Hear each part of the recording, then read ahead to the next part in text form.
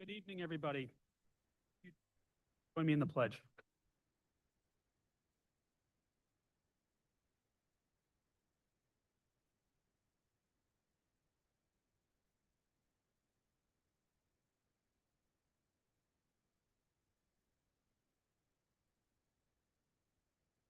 I'd like to have a moment of silence for the following individuals.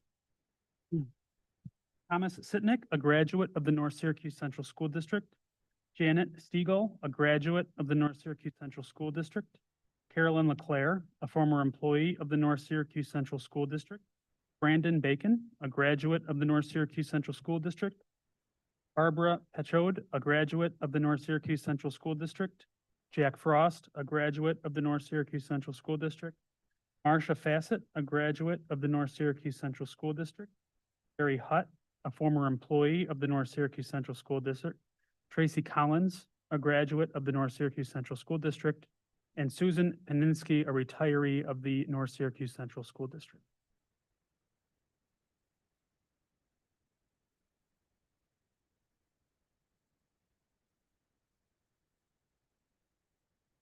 First presentation this evening is our fire inspection report. So Darren, I'd like to welcome you up.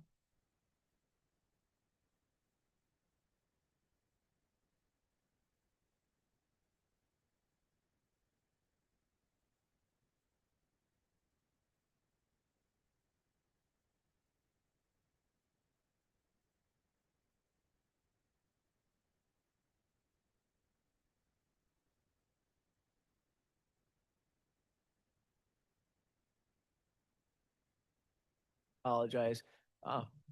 Mike?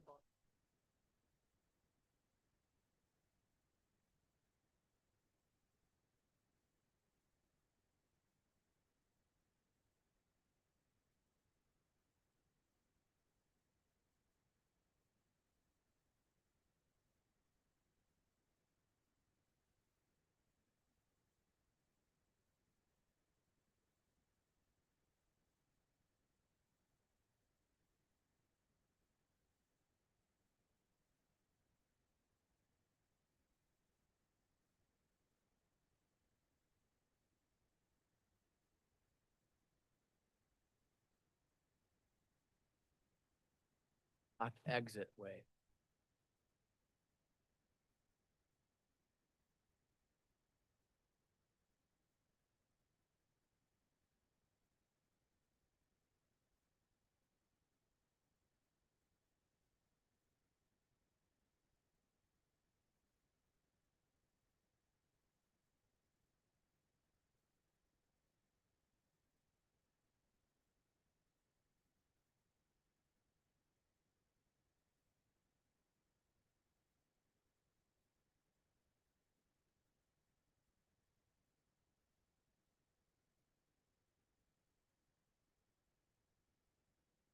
Sections out of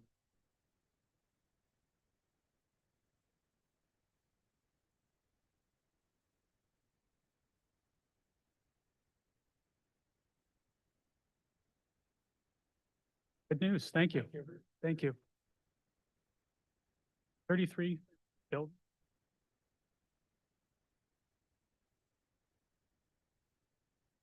a lot of miles. I could skip the gym a day or two. Thank you.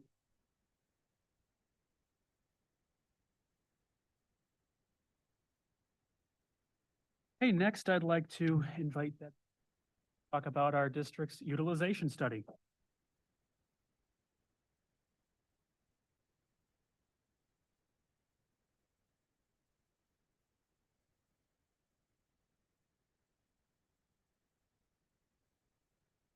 Everyone, it's nice to see you all and thank you for being here. I've brought my colleague, Dr. Jen Heckathorn, who will be working on the study with me as well tonight. So we've got a few slides to share. The objective tonight is really just to give you a quick overview of what the process will look like from our end. And then when we get to the end, we'll come back and we'll present you with the results of the work that the committee and our team did. So that, just a couple of words about our team members, if we can, there we go. we all have we bring different strengths to the team. I am a certified teacher. I spent 7 years teaching. I then moved into business administration. I worked in that capacity for 34 years. The last of which was 17 years as the assistant superintendent for administration at OCM BOCES. Retired in 2017. Our colleague, John Wisniewski, is not able to be here tonight. So just a little bit about John. John brings a facilities expertise to our team.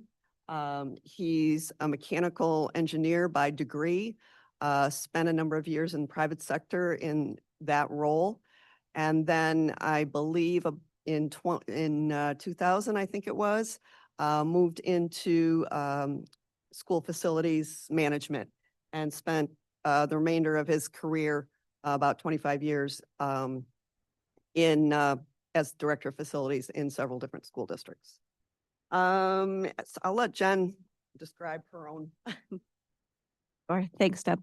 My name's Jen Heckathorn. I have a PhD in teaching and curriculum from Syracuse University, and I've spent 20 years in both public education and higher education working on teachers' professional learning opportunities. Have published extensively in that area. Moving on to the next slide, a little bit about our process. First and foremost, and perhaps the most important thing that any of us will do, and it falls in the district's court to do, and that is to establish the community advisory committee that we'll be working with. The district right now is in the midst of doing that work, and we're estimating somewhere around 25 of your community members from various stakeholder groups will be working with us on that. The consultants, Jen and John and I, will come in once the committee membership is established, and we will hold 7 meetings. Right now, we have 7 on our calendar. It may be, if need presents, it may be another meeting or 2, depending on things. I mean, what we see quite often is that we get partway through the study and we think we're starting to head to some conclusions, and then a new idea surfaces and bubbles up, and we may need another meeting to, kind of work that through with the committee. But for now, we have 7 meetings, as noted there, scheduled with the committee. Those dates are established right now, not to get ahead of myself. So, as I said, we come back and tentatively present the report to you December of this year. Now, again, depending on, December's a very busy month with holidays and the committee's work, we don't know. It's a moving target right now. It may stretch over into early January, but we would expect to be back here sharing that report with you by mid-January.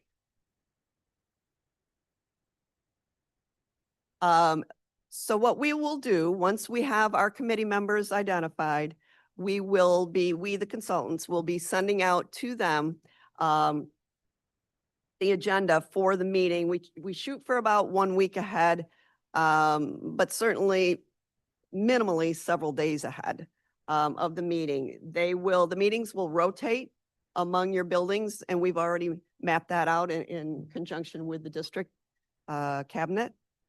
And they are essentially 2-hour meetings. Now, what we will do is we will schedule a building tour before the meetings. The meetings right now are scheduled to run from 6 to 8. With the building tour prior to the meeting, we make them optional. The tour is optional for these are for the committee members. If we have a committee member whose children are attending one of your buildings, they may not feel the same need to tour that building. They're there probably several times a week. So that's why we make them optional. But then other committee members may have never set foot in that particular building.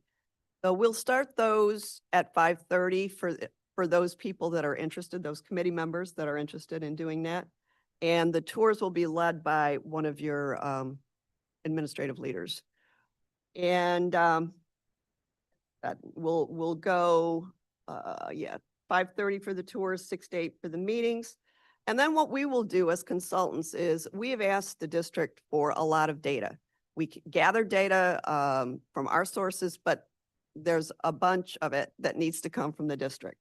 And let me just pause there for a minute because I do want to thank all of the administrative team and Harry's assistant Beth for all of the work that they've already done in getting us the data that we have asked for. Trust me when I say that doesn't happen with every study project that we work on.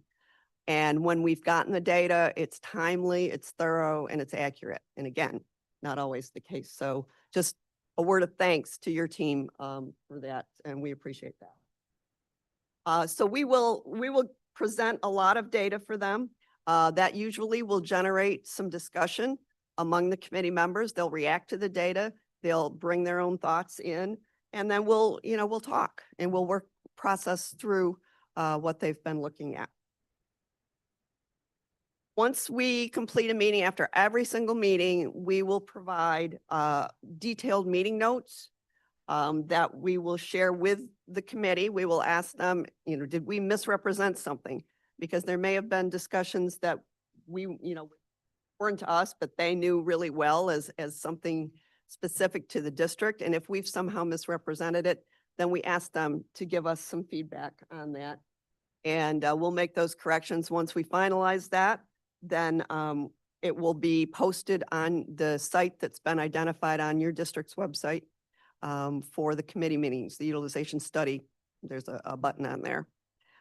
So everything will be there. It's a very transparent process. And once I guess one of the things I didn't put up there as a bullet I think is important here is we will work with the committee on the process, and then we will go back and as a team, the consultants, we will work through what we've heard and what we've discussed. And then what we share back will be our recommendation. So, it's safe to say that it will not be one recommendation. So all of these that I've done, and I've done many at this point, there is usually options to consider. All of them will be viable. There will be pros and cons likely to each, but that will be something that as a district you can talk about, and there will be a limited number. It will not be, limitless. So we will put that draft report together and we will share that with the committee because it's representative of their work and the processing that they've done with the data and all of the other input that they have gathered from the community. And then we will ask them at that point for their input, still draft at that point. And then if we need to schedule additional committee meetings, as I mentioned earlier, this is sometimes the point at which we will do that. And then the last piece of the puzzle would be presenting back, here we cycle back to what I mentioned earlier about presenting to you that final product. The committee, oops, I jumped ahead here. Your cabinet members, they are not a part of the committee, the community committee. They are in attendance at the meetings, typically some or all, and they're there as a resource really for the committee. And the example I always use is that something may get brought up that's a piece of data, a fact that somebody has heard, somebody thinks they know, but we don't know your district the way, your leaders know your district. So it can, by having somebody there, one of the cabinet members there, it oftentimes can very easily allow the discussion, we can get an answer and then allow the discussion to continue as opposed to us saying, we don't know, we'll need to go that and we'll get back to you. So that's really helpful to us, but they don't participate in discussion. They speak when asked, basically, is the way it is. And this is the work, your committee is doing the work. Same thing with the Board of Education members. You're certainly welcome to attend, but we usually don't want at that point the committee members to feel like, you all know way more than the average person on the street. So we don't want them to feel like they need to listen more strongly to that voice as opposed to the other voices on the committee. That's your thing.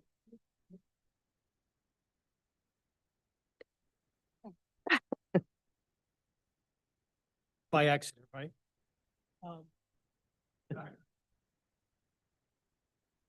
I don't know that I like that, I guess is what I'm saying. So I want to know your experience with that last one, like Mhm. board members being present. 9 or 10, I mean. Well, 9, I want the board all getting the same information. Tell me it's not a problem, I will trust your judgment.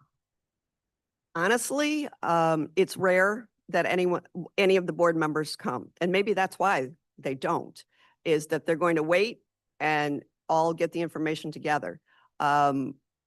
I can't think of a time that we've had that, but I just, Don't participate if they do. no, if they do it, they're just like the guy down the street that sits there and listens. Yep. Okay, next slide.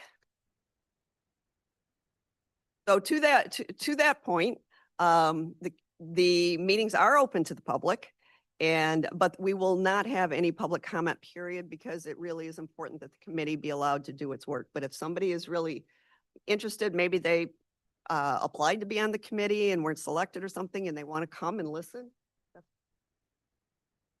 and they're welcome to do that. We'll have the meeting room structured so that they're much like this room, where there's a space for people to come and observe, and then a space for the committee to work. And this is really the last bullet on the slide is really what I meant when I said selecting the committee members may be the most important piece of any of this, is that we are very clear with them in the beginning. We do the first meeting will be a little bit different. The tour will actually be in the middle of, because we need to bring the committee together, do some introductions, let them get to know one another before we just launch out on a building tour, and help them understand how this process is going to work and why we're doing what we're doing in the ways that we do it. And this is a really important point that we will emphasize with them repeatedly through the meetings, is that, it's very important that they understand that they have it's a critical role. They're expected to seek opinions from the people that they know, whatever their stakeholder group is, their colleagues, whatever it may be. They're expected to seek that input, whether they agree or not. We welcome that to come back because it's important that that's represented. And then to take the work that the committee's doing and some of the things the committee is talking about, because it's certainly the last. Take these ideas. Well, we talked about this idea at the last meeting. What do you think about it?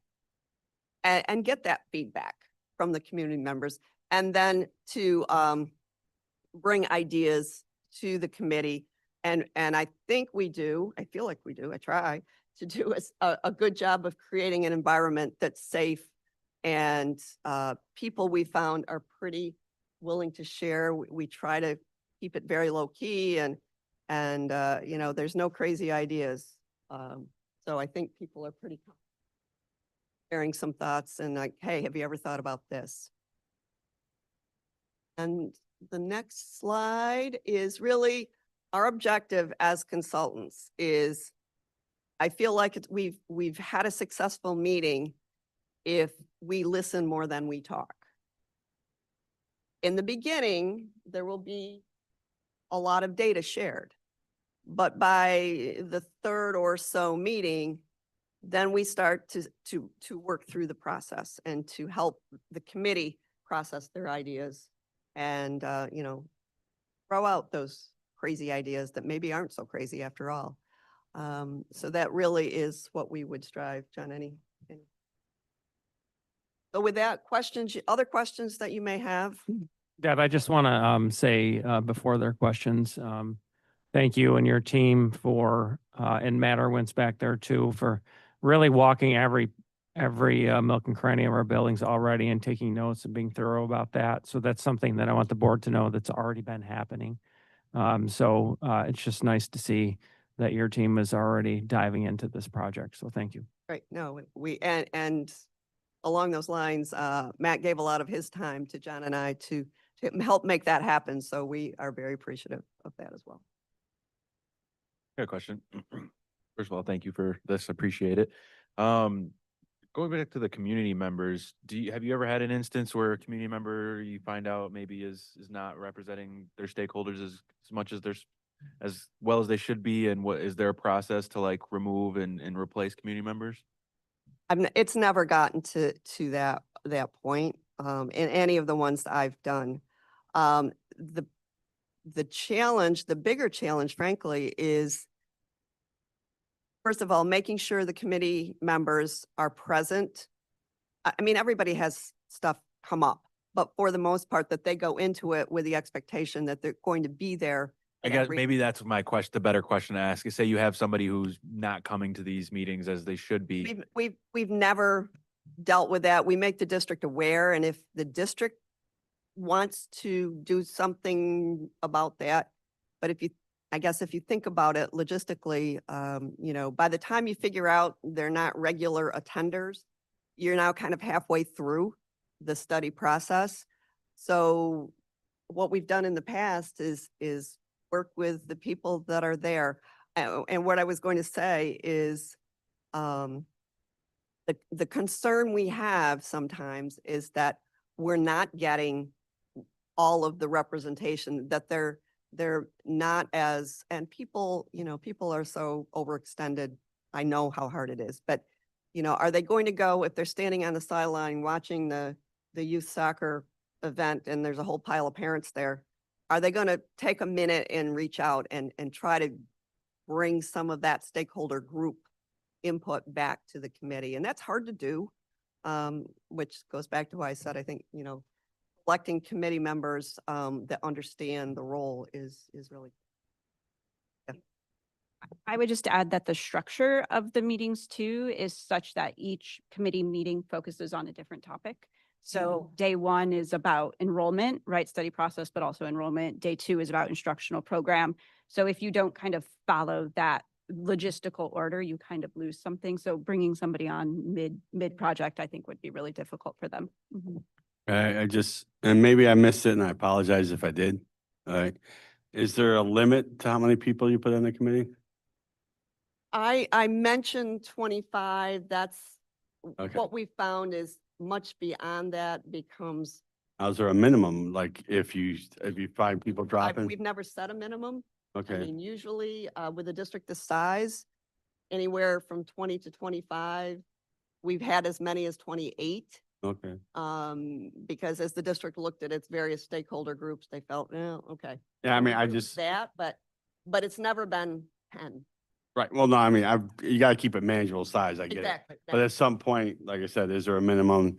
I'm asking only because if for some reason you have a bunch of people all of a sudden realize this is way more than I thought it was, and they drop out, are you really gonna get a good consensus if the committee gets too small? That's all. I was just At curious. that point, I would say in the outside chance that happens, which, Outside chance, right? outside chance that happens, then I think we would go back to the district and say, all right, let's revisit the list of volunteers that you had in the beginning, figure a way to catch them up and bring them on.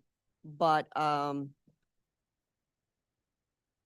yeah, but that's one of the things that we've learned the hard way is to ask the district, and that's why I mentioned earlier that we do have the meeting dates established, the dates and the times, so that if people are volunteering, then we're hopeful, and I think I think it may even have said that in the solicitation for interest, that the expectation is that at this point you start knowing that you can get to all of these meetings. I'm just curious. I appreciate your answer. Thank you. And we haven't looked at I haven't looked at the list since Friday. It was supposed to close Friday. We left it open again today. But we had already had over 25 people that wanted to be on the committee. So, and remember, and I think it was important that we did put the dates and times right on the application. So they're generally speaking, they're opposite Mondays of board meetings. So. I just had a general follow-up question. I apologize.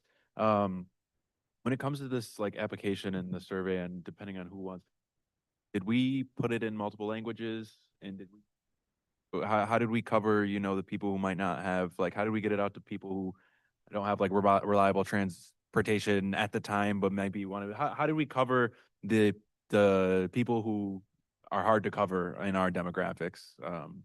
I just want to make sure we're gathering, you know, economically disadvantaged people in our district.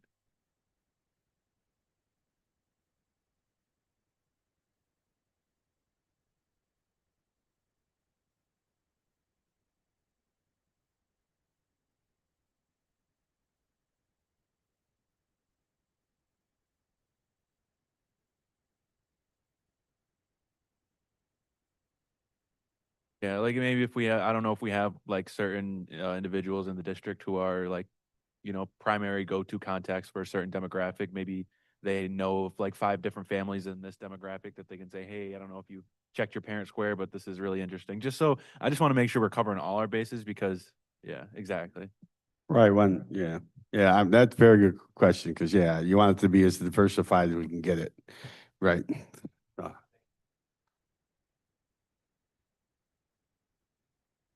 Questions?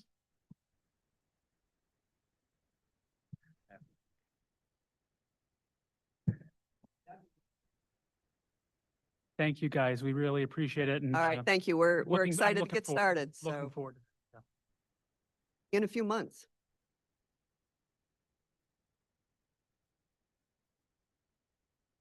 Right, Dr. Ward, you're up.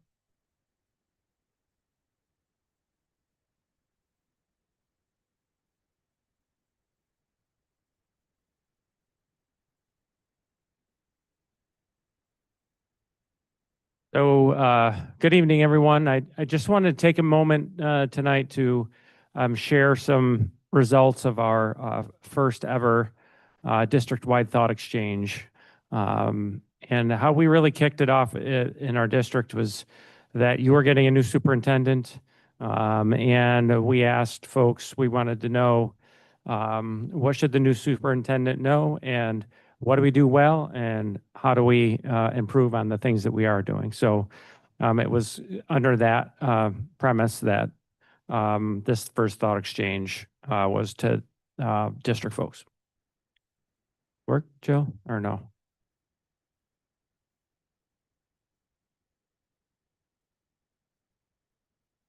Thank you. So we asked one question on this thought exchange, and again, a thought exchange is a tool where it's open-ended. It's meant to really collect qualitative data, and you can rate people's thoughts and things like that. So this was the one question that kicked us off on it. What is one change, improvement, or initiative that you believe would have the greatest impact on our school community? So let's see the results. The survey went out and was due at the end of March. And so we recruited people by using Parent Square, articles in both print and electronic newsletters, graphics on our school, signs, and in-class feedback from students. So that's how we gathered this information. So the results of the participation results, we had over 1,000 participants in this thought exchange. We had 651 unique thoughts that were submitted, and what that really means is people typing into their computer a sentence, a phrase, or anything like that in that. So those 651 unique thoughts were rated, and you can see there that we had over 22,000 ratings on those 651 unique thoughts. Could you just clarify that? Who rated like the 22,252 ratings? Is that other people rating other people's thoughts? Yes. So yes. It's a big.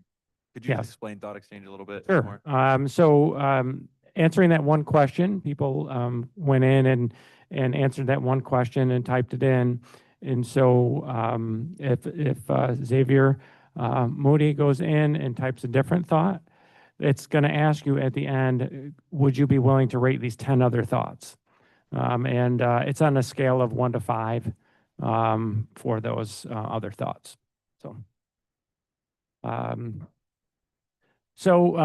were the participants. 41% were parents or guardians, 18% were students, 10% were graduates, 42% were teachers or other instructional staff members. So if and there were others on there as well, but you can see, the main folks were teachers or instructional staff members and parents and guardians.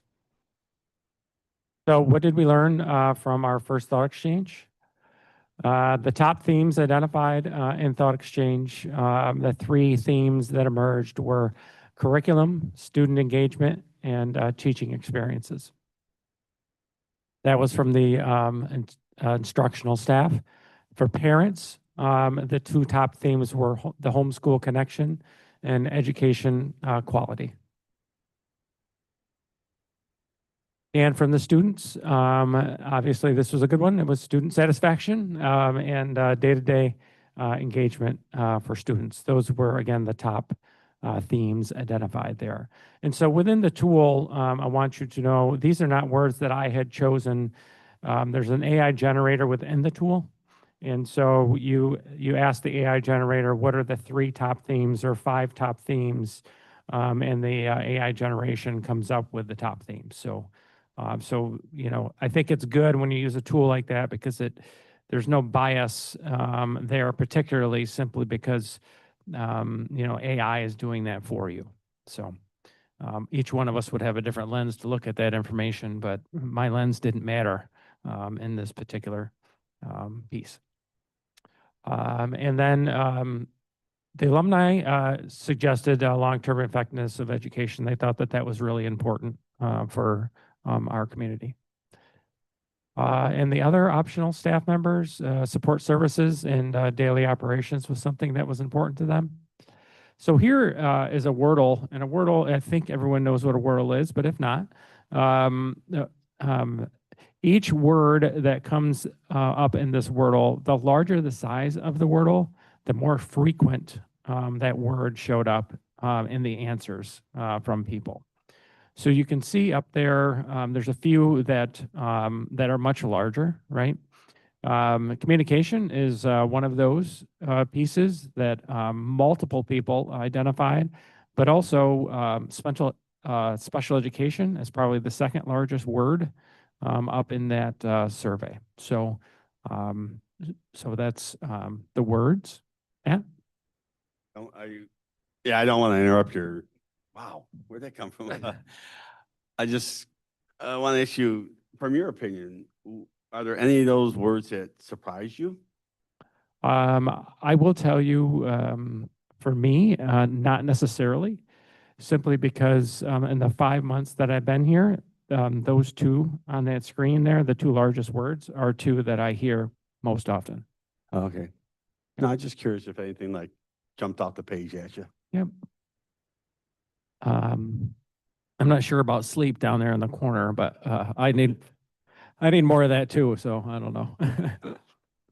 The key themes, again, the top themes by star score. So again, it was on a 5 scale, Likert scale. And you can see just from the Wordle, right, the special education was back there, but also it was rated higher as a theme than any other particular area. So you will see that, and communication was number 2 up there. So just to dive in a little deeper on a few of those thoughts. So thoughts on special education. I chose this one simply because that was one of the larger words, right, that was frequently shared. And people, the top ratings for the thoughts were more opportunities for trade education embedded in our schools. So that was something that people really liked.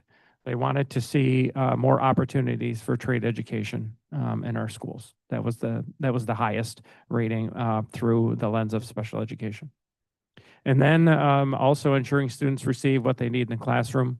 That also was a very high thought. And you'll see over there, it's 4.4, and you'll see that 48 people rated that particular thought.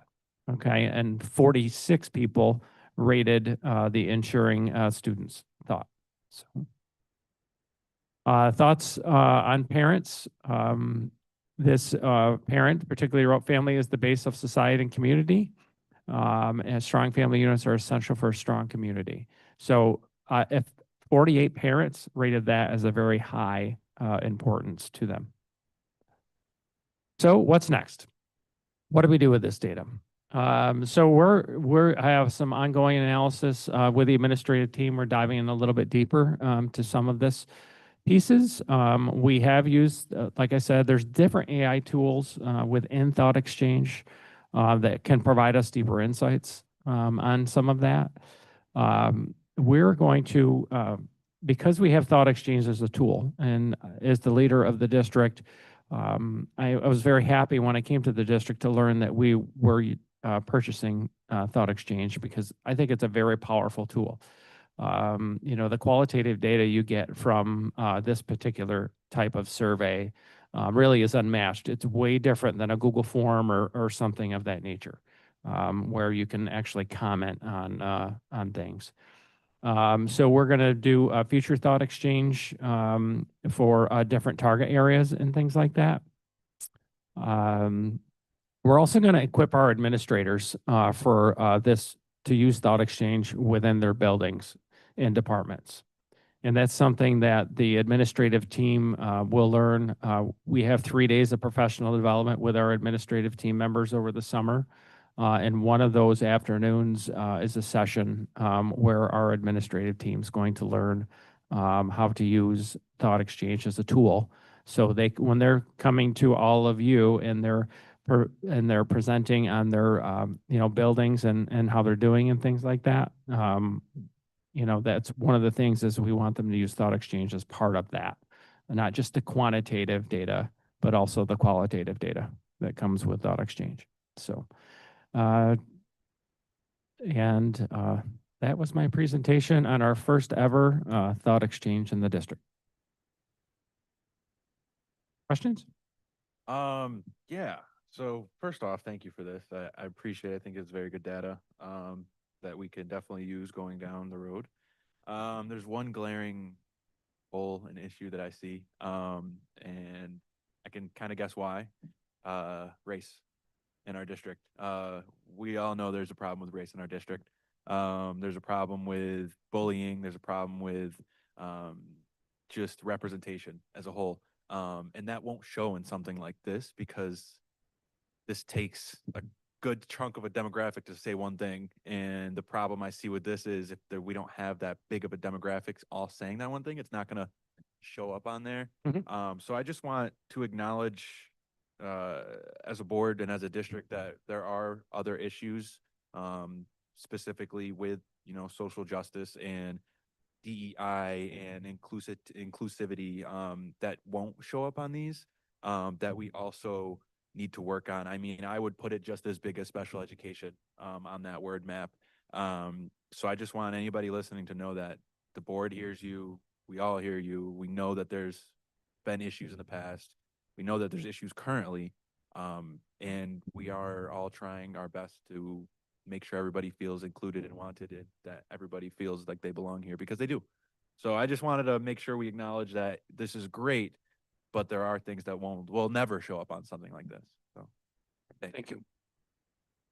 Yeah, I mean, when I first saw 1,000 participants, I was kind of like, wow, but the more I thought about it was more like, so I'm hoping maybe getting the word out that this survey was done, getting the word out, the results are being looked at least and thought of, will maybe encourage a lot more people to participate on the further ones down the road. Because I'd like to see more participation into your, to piggyback on you a little bit.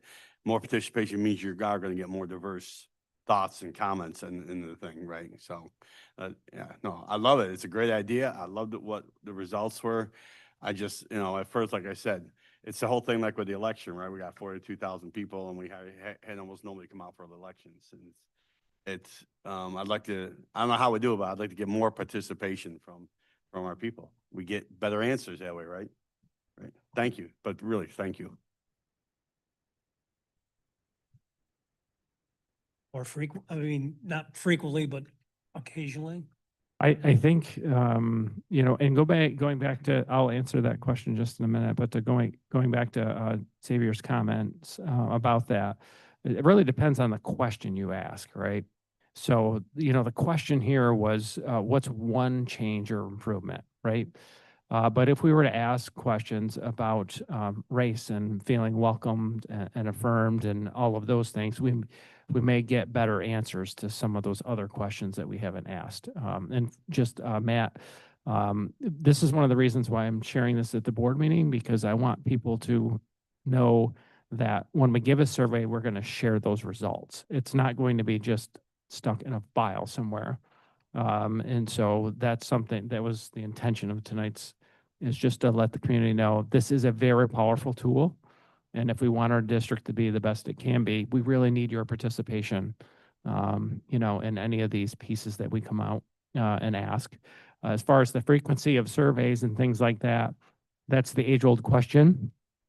Simply because if you put out too many surveys, people will ignore them. But if you so it really depends on, kind of what we want to know and when we want to know it.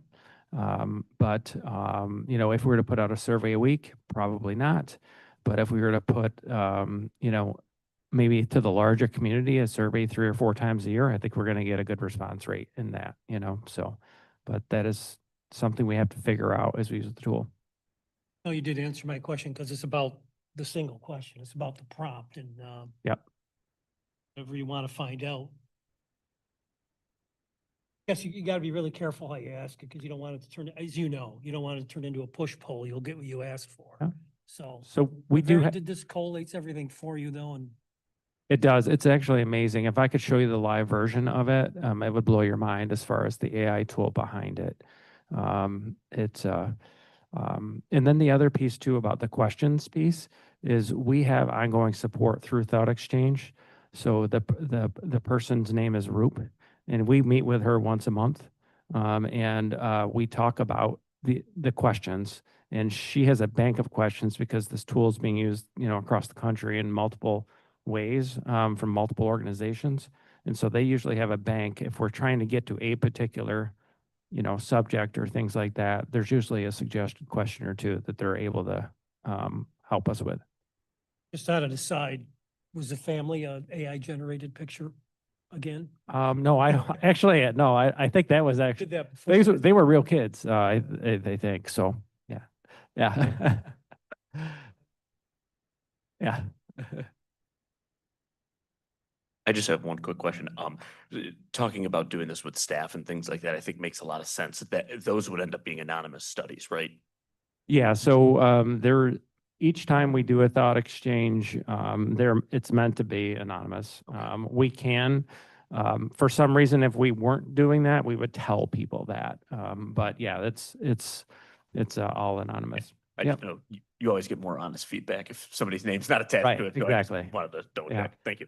Yeah, actually, the thought exchange that I just released this Monday was to the retirees, the people that we just met with, and asked them their honest feedback. And they said it was I said it was anonymous, but retirees are going to give us probably their most honest feedback as they leave our organization. Anyone else? Thank you.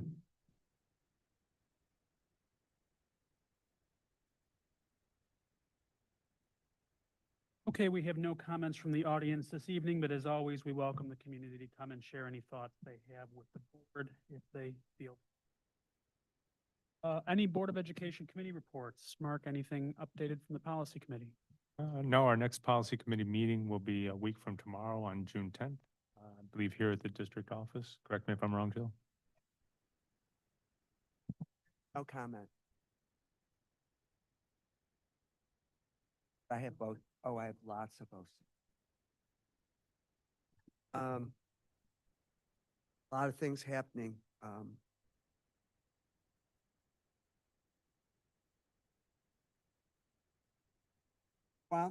Well, there'll be a graduation of special needs kids at 11 o'clock at the main campus.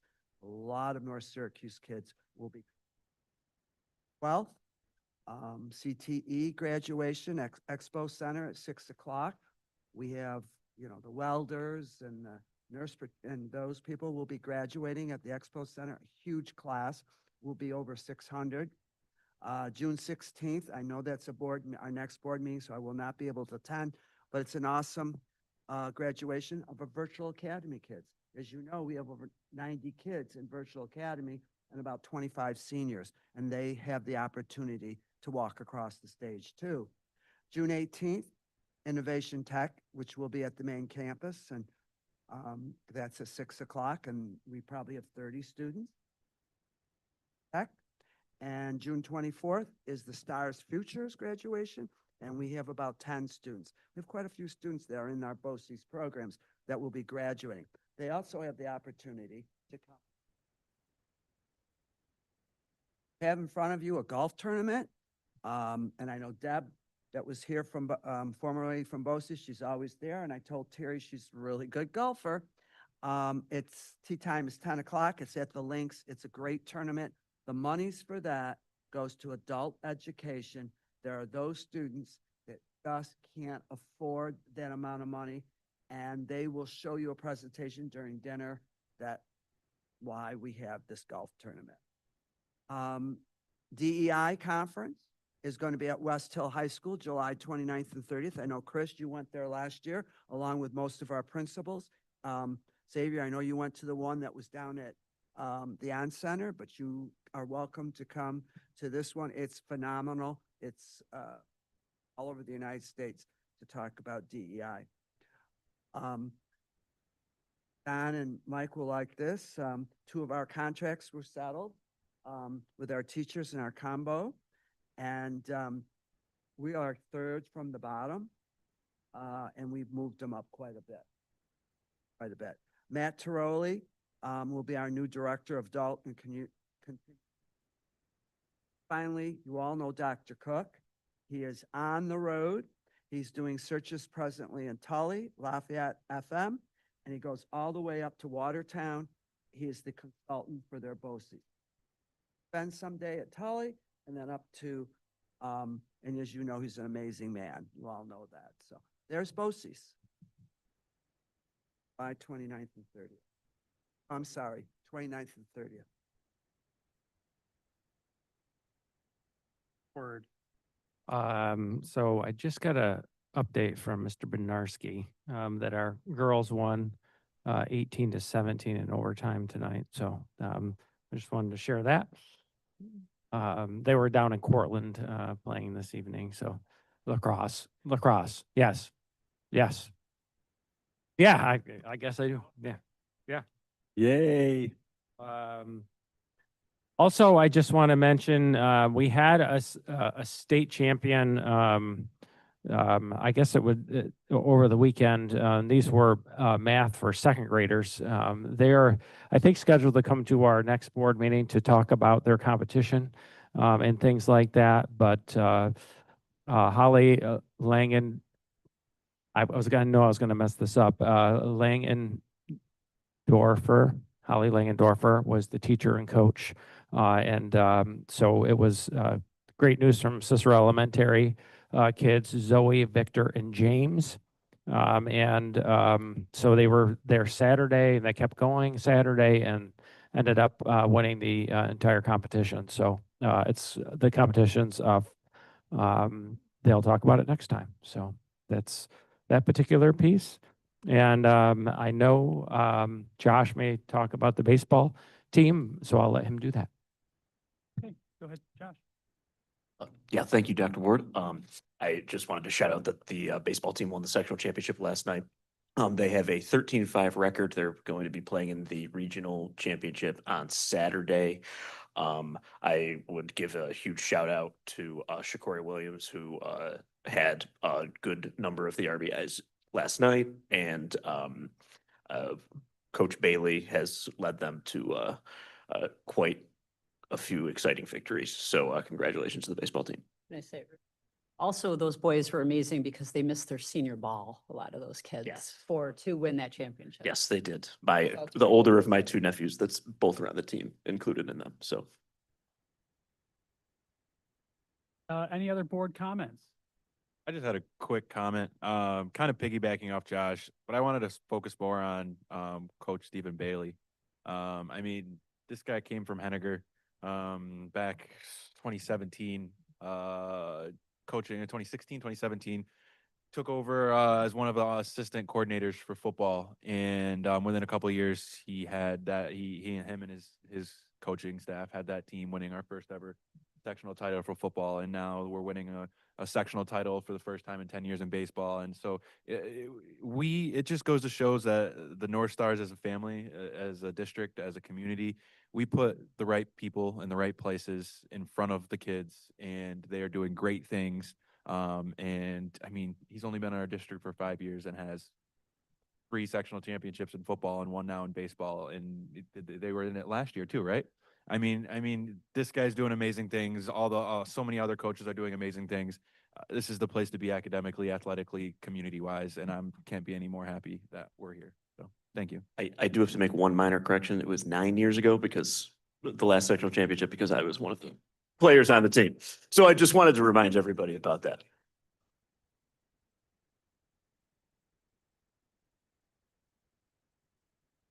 Any other board comments? So I made sure take anything away from our board member, but our Syracuse Village celebrated their 100th anniversary. Village, by the way, Main Street School is also celebrating their 100th anniversary. And the CNS High School Optimist Club marched in the parade, but also they volunteered to help little kids with our fishing pond booth. And great, these kids came out and volunteered. Our Builders Club from the junior high, they did face painting. So as talking about Xavier, we're involved in our community and doing a lot of community things. Here an article by the superintendent of West Hill, who wrote an article, and I've given it to Dr. Ward, but you might want to go to the paper yesterday. It's time to rethink New York's testing, how we're really harming children, with this computer testing and everything else. So you might want to read that article because it's something that we talk about all the time, test scores and what are we really doing. So read that. Dollars for Scholars will be next week, and I know that Paul will be there because he'll be presenting a scholarship. Mike will be presenting a scholarship, and Amanda and Dr. Leahy will be speaking. That's not a surprise, is it, Dr. Leahy? Okay. But I would say any other board members that are going, let Jill know so that you are officially said that you're at that meeting. Going back to sports, now that I added something. Greg Bolton, the boys track team won the championship for Section 3, and they will on Thursday be competing for getting slots in the state. That's the end of my report. So I just want to talk about last Thursday was the Special Olympics, and I just thought it was amazing. I mean, I was there volunteering, so I got to work with a lot of kids directly, and it was probably the most amazing volunteer opportunity I was able to do this year. It was an amazing way to end my senior year, and I wanted to thank Mrs. Bambino for her efforts and just gathering all the students. I think there was 120 student volunteers. So, the committee who went through all those applications, I commend them because that's like a lot of students to go through. And also just the students, they were so motivated. They were amazing. And I just loved every single event that we had there. And I wanted to say this Thursday, also the junior high school, there's an award ceremony to also just commend more of our students and their amazing achievements. And this Friday is a senior elementary school walk. So seniors are going to be walking around their old elementary school with their caps and gowns on. I'm excited to return to Beer Road, and that's all I had. Thank you. Thank you. Okay, we'll move into some routine action items. Minutes from May 12th. Any questions or comments? All those in favor? Unanimous. I'll take B, C, and D together, the consideration and classification and placement of students. I have a motion to accept those together. Mark and Josh, any questions or comments? All those in favor? That is unanimous. I have a motion to acknowledge the business office reports for March of 2025. Amanda and Paul, any questions or comments? All those in favor? That is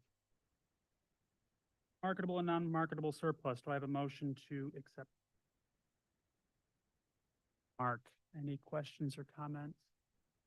All those in favor? Discussion action items, the establishment of the organizational meeting. Do I have a?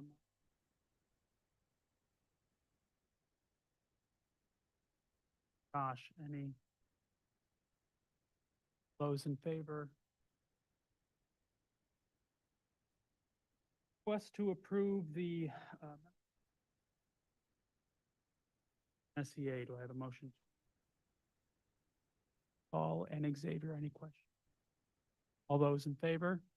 That is. Next is to approve a memorandum of agreement between the NSCSD unit. Do I have a motion to accept and approve that? Josh and Amanda, any questions or comments? All those in favor? That is unanimous.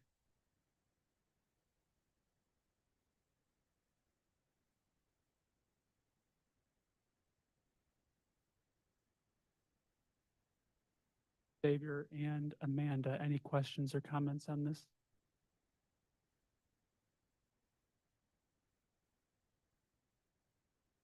Request to approve to open extra classroom account for the Art Guild at North Syracuse. Mark and Josh, any questions or comments? Sure. What's it's extra classroom account. What's the reason for having more than one for something like this? Like, what does it mean by extra classroom account? It's just a co-curricular, it's a co-curricular account. Okay. I read it as like opening a second one. Oh, okay.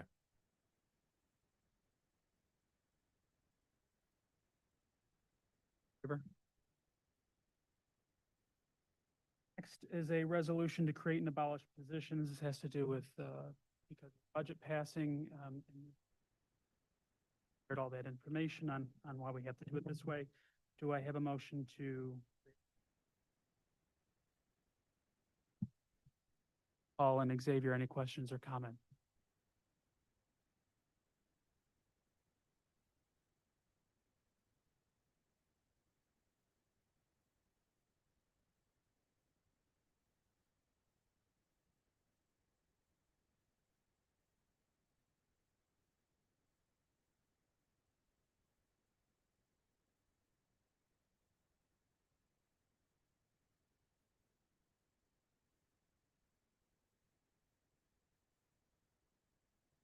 Do I have all those in favor?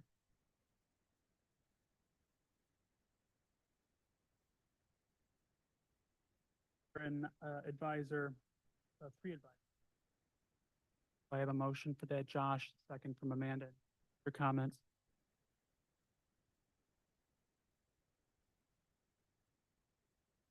Request to approve the application of herbicide in the CNS courtyard. You guys have seen that.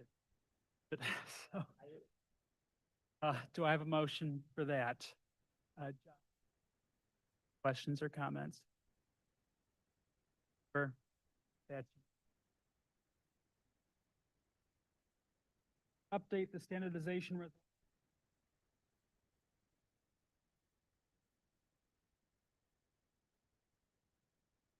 Update that resolution. For comments? Yeah, I just was hoping we could get a little more clarification on the two different, because they're the same company. Can you just explain that briefly for me? Different franchise.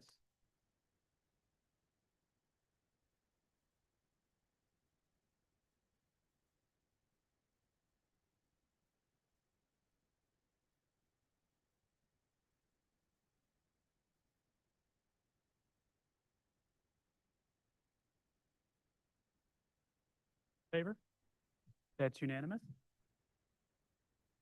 Next is us to approve the annual OCMBOC.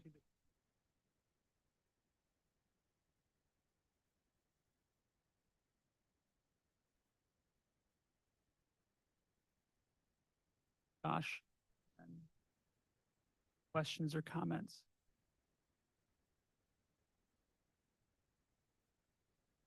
Next is to approve the agreement for cooperative educational services.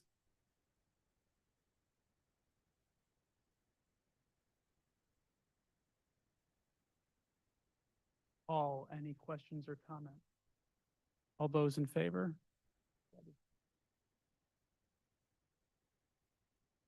And Mims, a custodial worker 2, is retiring with 9 years of service. And as always, we thank you for your commitment and dedication to our school and community and wish you a long, happy, and healthy retirement. Executive session before we move into personnel items. Do I have a motion to accept personnel A as submitted? Mark and Xavier, any questions or comments?